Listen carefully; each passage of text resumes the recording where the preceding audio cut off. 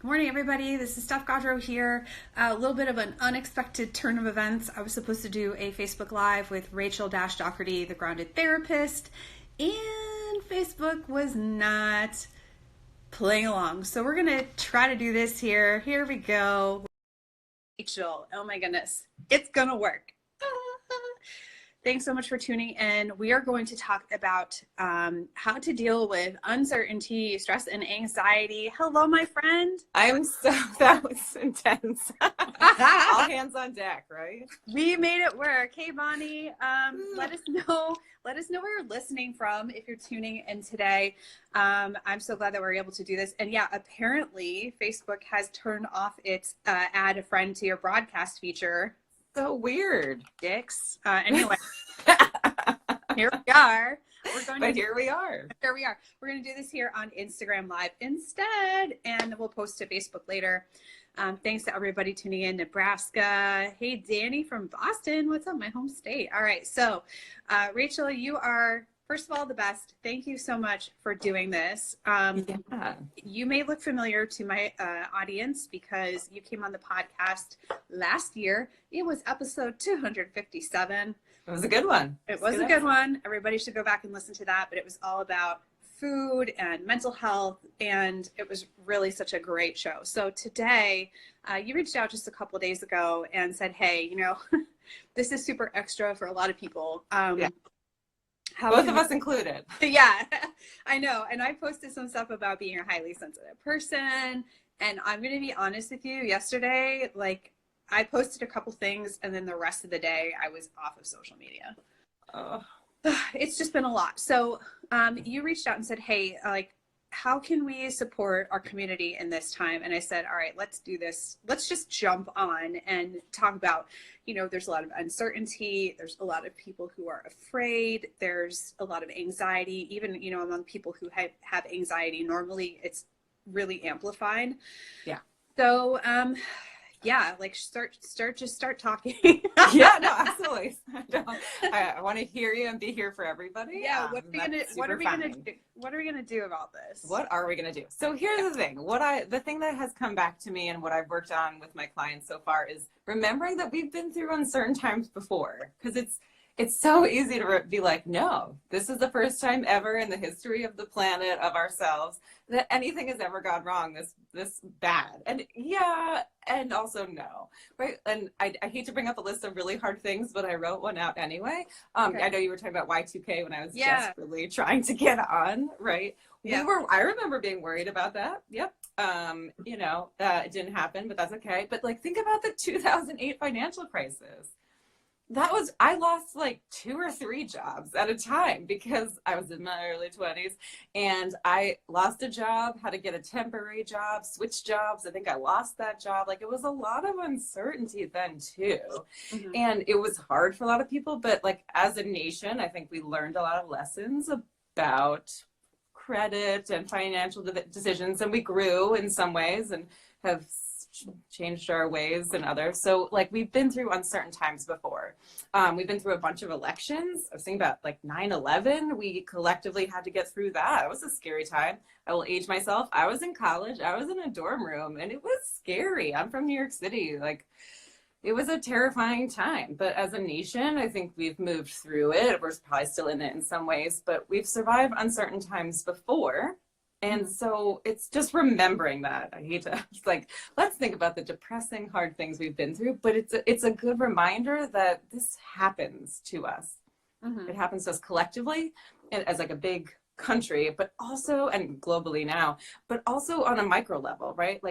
People get diagnosed with things they aren't prepared for that makes you feel uncertain. We experience ends of jobs, ends of relationships, right? Things that throw us off that maybe aren't expected. Yeah, that's a good point. I know that there are a lot of people who are feeling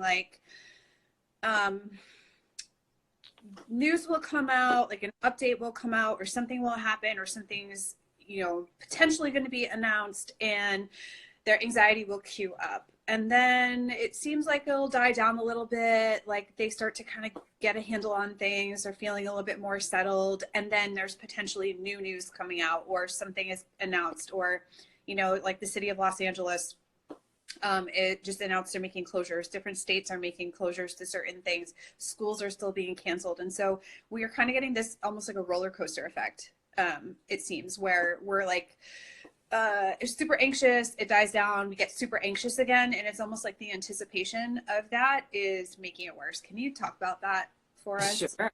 Yeah, right. Ups and downs. And to me, I was talking to one of my clients this morning actually about it almost feels like a grief process a bit, that up and down. Like if you've lost a person, if you've ended a relationship, lost a job, right? There's this like wave of, we get information, we become like peaceful maybe for a moment and feel stable. And then like kind of that gets shaken up again and it falls apart. And then we kind of get back together.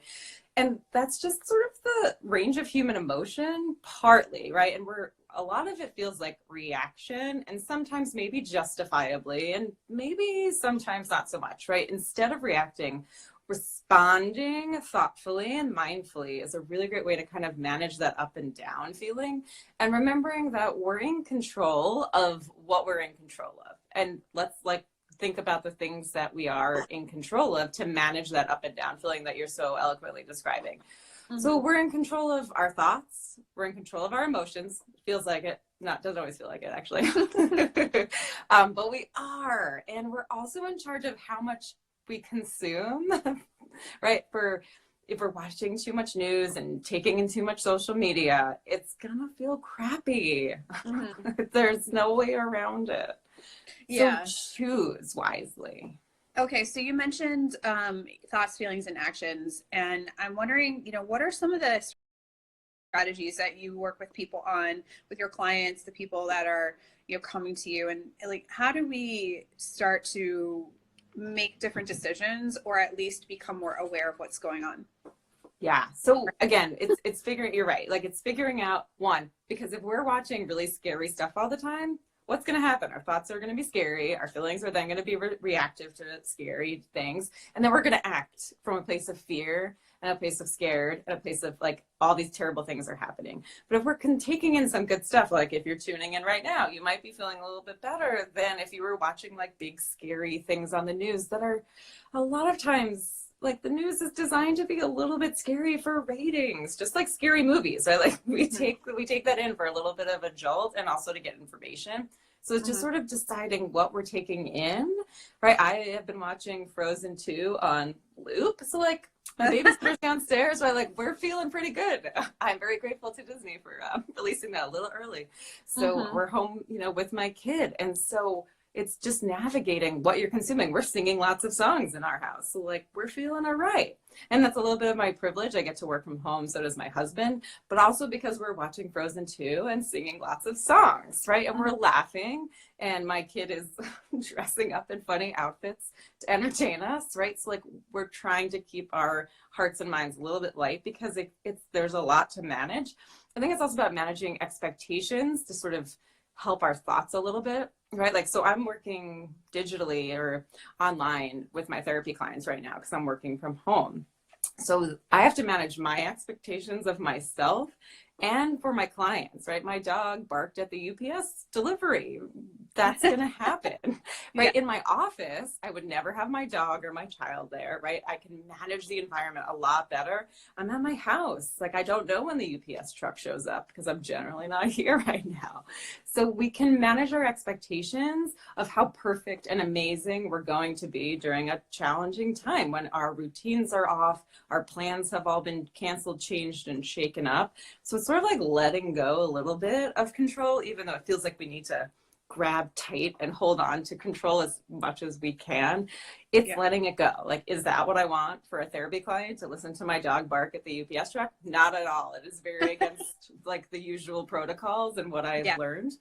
But we're going to have to roll with it because, again, I'm in my house. I'm not pretending I'm in my office. This is an environment that is not necessarily conducive to therapy, though I do have this beautiful blue wall behind me. So that's right? I'm in my bedroom. I'm staring at my bed. Like, it's not ideal, but it's what it is. It's not ideal, but I think it's really a really great reminder of how we can be adaptable.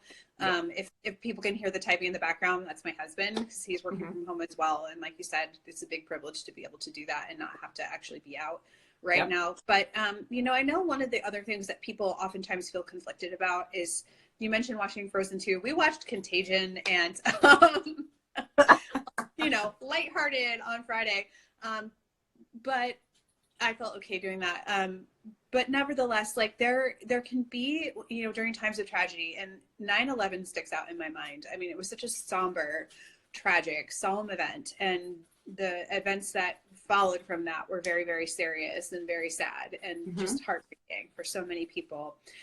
I sometimes get the sense, and although this is a slightly different event, people can feel guilty for feeling happy, for doing joyful things. Can you talk about that a little bit? Yeah, absolutely. Yeah. And so one, we get to be in control of that, even if it might feel like it, right? Our initial reaction might be, I feel really bad, right? Like for a few moments over the weekend when I was getting my like house set up for knowing I was going to be home, I felt some guilt that like the person at Target had to check me out. And, you know, my babysitter also works at a coffee shop. And so like, she's here and not there, though, you know, she'll be back there tomorrow, I promise. Right. So like, there is some pangs of guilt that might come up, or responsibility. We have to remember that we're all doing the best that we can, and we could be grateful for what we have, and also grateful for the person. Like the deliver, like I got a million Amazon packages yesterday because and I popped out and like waved at the person. I wasn't gonna like get in her face, the lady who drove it. Actually, she was a sub. But anyway, we're like just try. I was thinking about leaving some chips and water outside. That way, like if someone wants to grab some who's delivering things to my home, they can have that, right? And they don't have to touch anything, and I don't have to breathe on them, and vice versa. But there are small things that we can do. But also, you know, I don't have to do any of those things. It's just a way to be grateful, right? And noticing that the guilt is coming up, because really guilt is mostly like a useless emotion, right? It's never going to make you do great things, right? You're going to work from like a place of like lessness if you're feeling guilty. And it's not a bad or good thing to feel guilty. It just feels really useless in a time like this, or really ever, unless you've done something so heinous, right? Guilt is really not a motivating feeling. It's a crushing feeling. And so you can choose to go, oh, I see you, guilt. I know you. You're a pattern and a feeling that I do to myself often. And then you can choose to let it go and move on. Yeah, so I put a question there, like for people to share questions that they have, so we can certainly answer those as they come up. But one of the other things I wanted to ask you is, you know, how can people just start to introduce a little bit more of a sense of calm? Like if they feel themselves, you know, like they're running away, the stress is running away from them, the anxiety is peaking. I know for me, like I'm pretty tuned into how my body feels and where I feel things, but not everybody has that. So what are some of the strategies that you share with your clients? And there are obviously some questions coming in, like how to manage that anxiety. Yeah, totally. And they're all kind of related. So the things that I brainstormed before we hopped on are trying to get back to a routine of some kind, and being kind of full of compassion and full of acceptance that it's not going to go exactly the way you want, but trying to return to a routine is really, really important. So if you're a person who works out in the morning, like, you know, I follow your workouts. I made your turkey meatballs the other day, by the way. So good. But right, like that's a sense of normalcy for me, is when I have a lot of energy, I like to move, and then I like to bake and cook. So I've been tapping into that hard. But those are really comforting things that are also really helpful for me. And I get my daughter on board and we do that together. So that was really fun. But it's also returned to a little bit of control and a little bit of routine, a little bit of normalcy. Also, you know, if you're working from home, potentially you've gained like 40 minutes to an hour twice a day at least, right? Like the average is like 40 minutes just about. So you've actually gained a little bit of time potentially if you're working from home. So how can you do something restorative with that extra time? Can you get a full length shower instead of like my quick shower while my kid is like watching a video, right? Like how can I squeeze that in? Maybe I did arms this morning, like a full arm thing. Like that was so great because I had a little flexibility in my time because I just had to go upstairs. So it's finding some of that like regular routine, even though it might be disrupted, it might not look exactly what it looked like, but finding that, and also remembering that we have gained back a little time if we're not driving or, you know, taking a train somewhere. I'm really a big fan of restoring routine, and also thinking about doing some grounding exercises. So my name is my business, right? You can tell I'm excited, so I'm talking a little faster than my normal pace.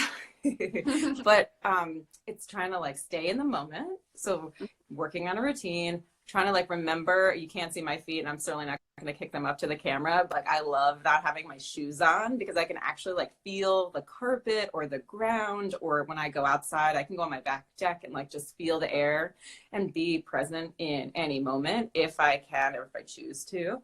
You can, even just now, I'm sitting on like a dining room table chair because again, we're just winging it at this house. So I can feel it's kind of like a carpet, like tapestry texture. And so I'm very aware of that. And I'm touching it throughout the day as I talk to clients, because I remember I'm in this moment and I can't figure out what next week's going to bring. So I'm not even making appointments for 2 weeks out. I'm making appointments for next week.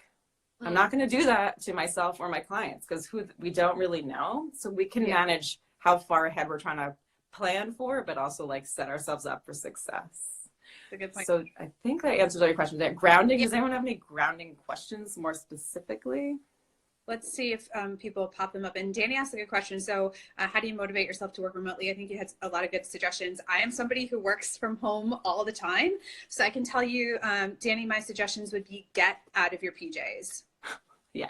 You got to get out of your PJs. And I mean, some days, like, let's be honest, if you've been go for a long time, you haven't had any time off for yourself, you've really not been pouring back into your own cup at all, life's been really hectic, like the first few days you might just be in a like exhale mode and just need the rest. But in general, I would say get out of your PJs first thing in the morning. Put on some clothes. Maybe you have to get real dressy for work. Maybe you don't get as dressy as normal, but I do know some people that when they work from home, they get full dressy, or they put on their shoes. I hate shoes, so I don't wear shoes in the house, but some people do. They like put on their work shoes, or they put on their makeup, or they're going to do their hair or whatever it is. So that would be one suggestion. Another suggestion that I have is like in the morning to do some kind of a meditation practice or maybe a yoga practice if you really want to move your body and move some of that energy. But like it has to happen first thing in the morning. If it doesn't, and I mean, maybe it's not the first thing you do when you wake up, but within the first half an hour is to take that time, because once that time slips away from you, it's so easy to find other things to do to fill it, or just to be like, this day is a total loss. So those are a couple of the things that I like to do to just get into that frame of mind. Another thing that I do is I will take my timer on my phone and I will do like 30-minute intervals and give myself a 5-minute break. So work for half an hour, take a 5-minute break, and I get up. And like to your point, I mean, we are buying a lot of time back if we're not commuting and things like that. So, I'll get up, and I just noticed like I had my suitcase out in my bedroom. It was out of the closet for 2 months, and it just, how those things fade into the background. Oh, so yeah. My bedroom, and I was like, what can I put away in here that I've been just ignoring? And so I uncluttered my space a little bit in those 5-minute breaks. So that to me feels like at least I'm doing something, even though it may not be like work productive. I'm still like taking care of my space around me. So there is a grounding question that says, I'm so aware of how my anxiety feels in my body. It makes me nervous that I'm getting sick, especially now. I strike a balance of being aware, but not too intense. Oof, yeah, that's great. And also just Steph, those are great suggestions, by the way. Like I definitely was like, okay, I'm getting dressed today, but I'm totally wearing jeans because normally I wear slacks to work. And I was like, today's a special day, jeans. Yeah. But I am getting dressed. That was like a very conscious, I could say in my jammies. As far as being aware but not too aware, I think that's really tough because like the world we're trying always in my field is trying to find balance. And I think, anyone who works in wellness, right, you don't want to allow all of that anxiety and worry to come in because that will be crushing. So it sounds like maybe some emotional boundaries. And I think this ties into what we were talking about, the highly sensitive people, and that those are your, definitely your people and what we experience. And it's figuring out how you can set up a little bit of an emotional boundary, because you can't take on the whole world's suffering. That is, you're not going to move forward or get out of bed even, like potentially it could be really a way to hold yourself back. So it's setting up like both physical, emotional, mental, like any kind of boundary, spatial boundary, like putting away your suitcase, right? Like clearing the clutter of your space so you can clear the clutter of your mind. Absolutely. There's totally a suitcase that I need to bring up from downstairs for sure. So it's fading into the background. So I hope that answers your question. And so the way to set up those emotional boundaries are sometimes questioning, like, is this my feeling, right? Is this my stuff, or is this somebody else's, right? Is this my husband's, my kids, my neighbors, my world, or is this my own emotion, feeling, thought that I'm noticing? And so if you can begin to separate whose stuff is impacting you, that can be a really good way to start setting up some boundaries, because maybe today's not a day to take on other people's emotions. Maybe tomorrow, maybe not, right? Mm-hmm. But when you start to notice there's a little bit of separateness there, then you can kind of tie into those emotional boundaries. Like, okay, well, I can't really solve the world's problems unless you're a government person who's got that access, who's on here. Awesome, please go do that. But otherwise, you can have impact on the micro level, right, with yourself and your space and the people you care about, but you can't like take it on. Another question I like to think of is, who am I responsible for or to that thing? I'm responsible to and for my child because she can't like make decisions. She's a minor, like a big 3-year-old minor, right? She thinks she's in charge of so much. She is not, right? But other than that, like even my husband, who I live with, right? I am not responsible for him. I'm responsible to him. Mm-hmm. We are in a partnership. I have to make financial decisions that he gets to help weigh in on. Even my clients, I'm responsible to them, but I'm not responsible for them. Yeah, I can give them the best advice. I can offer suggestions and active listening and reflecting back, and they can leave my session and go do whatever they want, right? I can't stop that. They can make terrible decisions. They can make wonderful decisions, but it's not on me to do it for them. I can support them and be responsible to them, but not for what they're up to. Yeah, that's such a good point. I think the other piece of that too is, as a highly sensitive person and as an empath and feeling these things really more intensely, sure, just because of how I am. The thing that helps me out a lot is to remember to, yes, I need to take care of myself. But if I only ever think about myself, I get so in my own inner world that I fail to see ways that I can be supportive to people when I'm ready. So, you know, after I've taken care of me, I've done some self-care things like, if I'm only ever thinking about myself and only ever in my own head and in my own world, then I'm not leveraging my skills and my, you know, like the things that I could, like bringing you on here. I mean, that is something that I can do, right? So not everybody has a massive social media platform, but it might be that you're able to bake something for a neighbor next door who can't get out at all. It might be that you're going to get on, you know, Zoom and just like check in on a loved one. Like, what can you do to help other people? And I think that's the thing that can be a little bit hard for empaths, highly sensitive people, and folks who are just really struggling with this is like, we don't want to be, we don't want to neglect ourselves, but we can get a little bit in our own world, and then it can feel even more isolating.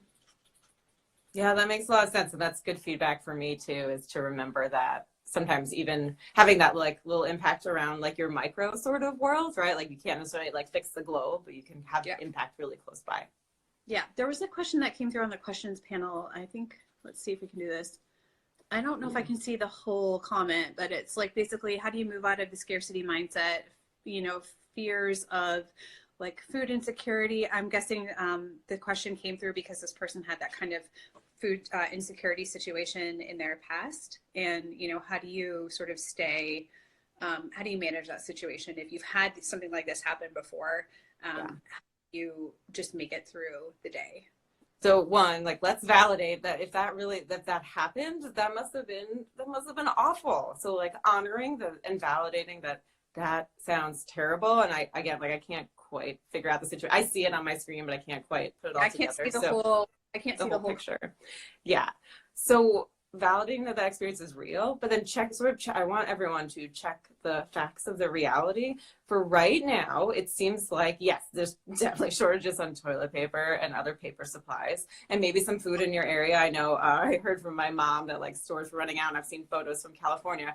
I don't know if that's going to be a forever thing, and I can't predict it, but it's sort of not going too far into the future because we just don't know. This is an ongoing, evolving thing. And that's really easy to get lost in that spiral of like, what if, and what if.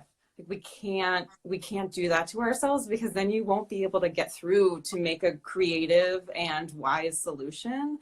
So when we get really, really worried and really in our heads, what happens is the front part of our brain, the most evolved part, is overrode by our back part of our brain, the oldest part, that like lizard brain, which only worries about survival and full of, it gets like that pumping of adrenaline going because our bodies are like going back to caveman times.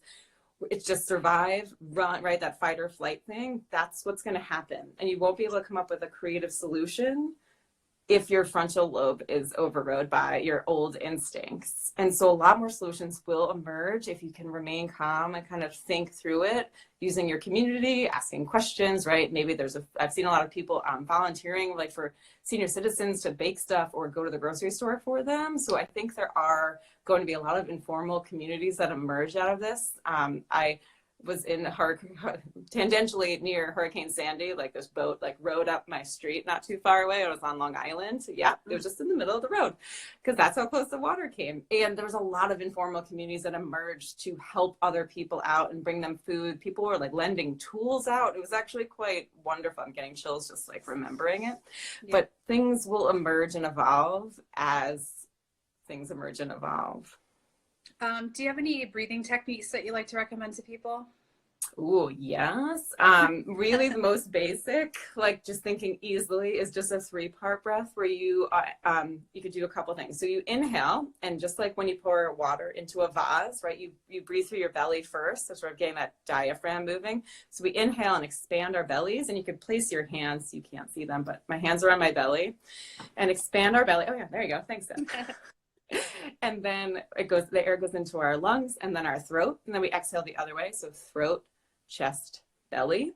And if you can count to 10 of those without getting lost in your head, thoughts, distractions, again, kids coming, UPS, dog barking, whatever, try to get to 10. And that can be really helpful in kind of bringing down all of that adrenaline, all the chemicals that are running through our minds and our heads right now, and bringing it back. Again, grounding, even though that's not breathing, though it can be a breathwork exercise. I encourage people to do the 5 senses grounding exercise. So you can name 5 things you can see, right, in your environment. You don't even have to get up, but you can. 4 things that you can touch, right? Again, such a nice sensation, touch. 3 things you can hear, 2 things that you can smell, and 1 thing you can touch or taste, sorry. Mm-hmm. And you could rotate them around based on your environment. Like when I'm in my office, there's very few sounds and or tastes, right? So like you can change those as you were. But it's a really nice way to bring it from like wide to a narrow, small thing. Like roll your tongue around in your mouth. What do you taste? Mm-hmm. Coffee. Toothpaste. Coffee, right, always. Right? Yeah. Totally, right? And so like even just doing that, like telling you about it, I'm so much calmer. Yeah. So it's sort of bringing down all of the racing chemical thought stuff that's spiraling within us. It's a really great way to narrow it down. Those are pretty good breathing exercises to start with, because sometimes people get like, lightheaded if you get into like the fancy, funky ones. So I'm just going to stick with that today. Hopefully. Yeah. Okay. Yeah, absolutely. And there's some people like breath holding is not like right. calming for them. Feel safe. Right. For sure. Some people do feel more calm with that. So, there's tons of apps. I mean, I love the picturing when you do that, an elevator, like an elevator is rising up, coming down. I love that, that set of observations you can do to just get really into your environment. I mean, human beings are so creative in our brains, but that can really we can just run away with those thoughts. And so just getting back into your environment and being like, I'm here, I'm safe. This is what's happening right now. This is what I see in my environment, and just making that connection. That's been so great. So reality is that my husband has to do a work call now. So he had to get her. But, I would, I know you're doing a webinar for people if they want to get involved and learn a little bit more and go deeper with a little bit of this stuff. And then as you're talking, I'm going to type it in here so that people can actually. Oh, thank you so much. Yeah, it's going to be a week from today on Zoom. can be my first experiments. We're going to work on a lot of these skills like anxiety, right? Self-doubt, and a lot of breathing exercise. We're going to do some mudras. We can like figure out how to use our hands to help calm ourselves down through a lot of this. Okay, so I just put the link there so people can click on that link. So there you go. Just check it out. Follow you, right? Follow you on Instagram here, Grounded Therapist, and just get involved that way. So totally. Rachel, thanks so much for doing this with us. I really appreciate it. Absolutely. Oh, thank you for having me. It's good to see your face because, you know. Yeah, you too. Okay, I'm glad we figured it out. Facebook, you suck. Instagram is where it's at. We'll leave the replay out for 24 hours, and hopefully this helps a lot of people out there. Yeah. Okay. I'm glad you guys are here. Bye. Bye.